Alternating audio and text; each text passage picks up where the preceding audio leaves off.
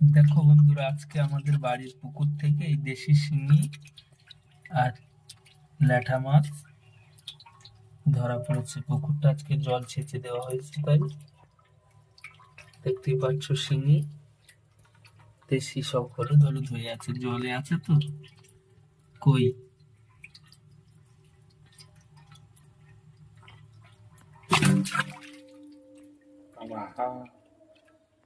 ভয় পেয়ে গেলাম।